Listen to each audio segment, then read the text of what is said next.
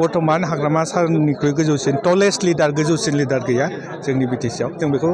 सिबियो जोंना मानास ओनसोलाव मोनसे हाथि आरो माथि बिनि समस्याखौ रायजो राजाफ्रा मोजाङै मिथिगौ हाग्रामा साराबो गोबां मिथिङाव बुंलांखाबाय मानास सेरफांनि एमसिएलए खौ जुदि बिपिएफ दोलोनि एमसिएलए खौ देरहाहोहरोबा हाग्रामा सारा हाथि आरो माथिनि जेंनाखौ सुस्रांनानै होगोन इसुआथ' जोंहा बिपिएफआ बिराद मोजां इसु दङ जेनेबा बिथांमोना मावनो हायाखै बेनो जोंनि थाखाय सबसे साबसिन इसु हाग्रामा सारखौसो 17 बोसोराव मावाखै होनो नाथाय हाग्रामा सारा दिनैहाय बयबो नुनो मोननाय गिदिर बिल्डिं बानायदों बयबो थाबायनो हानाय लामा बानायदों दैसा बारनो हायि जायगायाव दालां बानायनानै होदों थ' बेखौ रायजो राजाफ्रा नुखानाय जेबो मावाखै होनबाबो बे जाया बेखौ थगायसुला होननानै मिथिबाय नाथाय गाव जेखौ मावगोन होननानै बुंदोंमोन बेफोरखौ जेबो मावनानै दिन्थिनो हायाखै गोग्गानाय मोनो माने आरो हाग्रामा सार बिथांखौ रोजा साबायखर बावनांगोन जों बिथांनि भक्त हाग्रामा सारजों गोबाव बोसोर थाबोनानै जोङो बिथांखौ मिथिनो मोनबाय आरो बेनिख्रुइ देरसिन दैदेनगिरि बिटिसिआव जोनोम जायाखै दाबो बेखौ जों सानो जोंनि दा बर्तमान हाग्रामा सारनिख्रुइ गोजौसिन टलेस्ट लिडार गोजौसिन लिडार गैया जोंनि बिटिसिआव जों बेखौ सिबियो आथिखालाव इउपिपिएल सरकारनि सासे इएम दङ नोंथांनि नैबे मानास सेरफांनिफ्राय दा बे सासे इएमजों फैगौ बिसायख'थियाव जुजिनायाव माबायदि प्रस्तुति जाना दं इएमखौ बिथांखौ सोर बानायदों जोंनि बिपिएफ दोलोआनो बानायदों बिपिएफ दोलोनि रायजो राजाफ्रानो बिपिएफ दोलोनि भटारफ्रानो बिथांखौ भट होनानै दैथायहरदोंमोन बिपिएफनि सासे दैदेनगिरि मोनगोन बिपिएफनि जाय भटारफोर बिसोरनि दुखु दाहाफोरखौ सुस्रांनो हागोन होननानै फाथायहरदोंमोन नाथाय बिथाङा रायजो राजाफोरखौ थगायनानै गुबुन दोलोआव जानानै गावनि दा सम्पति बानायहैदों माबा माबि रायजोफोरनि थाखाय जेबो बानायाखै फैगौ बिसायख'थिनि थाखाय माबायदि इसुखौ लानानै बा माबायदि मावनो हादों हायाखै दानि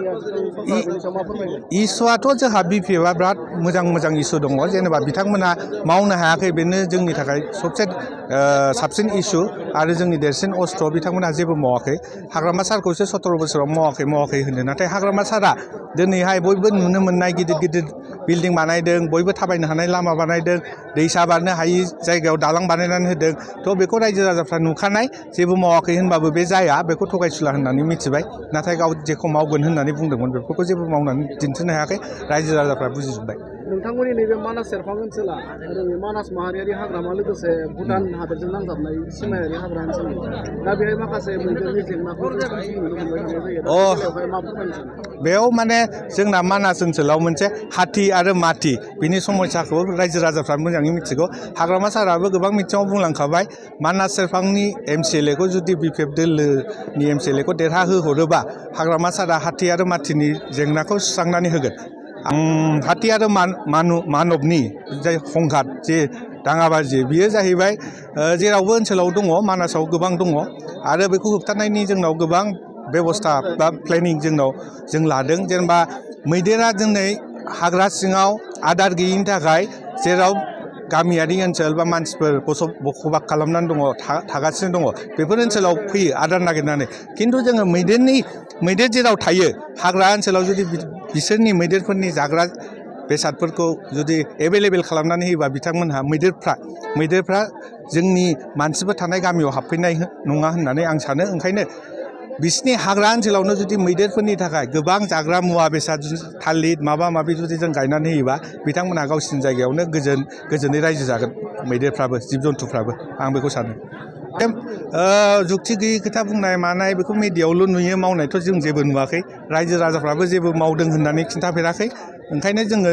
जेबो ससियेल मिडियायावबो बिथांनि डेभेलपमेन्टनि फारसे खामानि मावनाय मानाय बेफोरखौ जों जेबो नुवाखै खालि जाहा थाहा खोथा बुंनाय आनपार्लियामेन्टारि लेंगुवेज बेफोरखौबो बाहायनायखौ जों नुनो मोनो ओंखायनो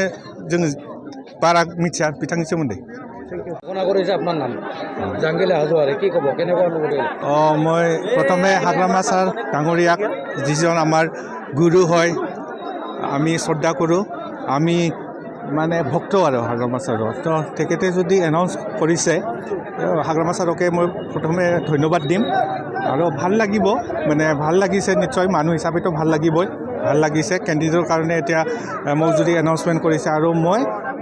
মানাস চেৰপাঙৰ এমচিএলএ ইলেকশ্যনৰ কাৰণে পুৰা প্ৰস্তুত যেহেতু প্ৰতিনিধিত্ব আপুনি কৰিব কি বুলি ভাবে কোনে আপোনাৰ মানে মূল হ'ব বুলি মানে প্ৰতিদ্বন্দ্বিতাটো হাগ্ৰামা ছাৰে সদায় কৈছে যে আমাৰ মানে দ্বিতীয় হেৰিত কি বুলি কয়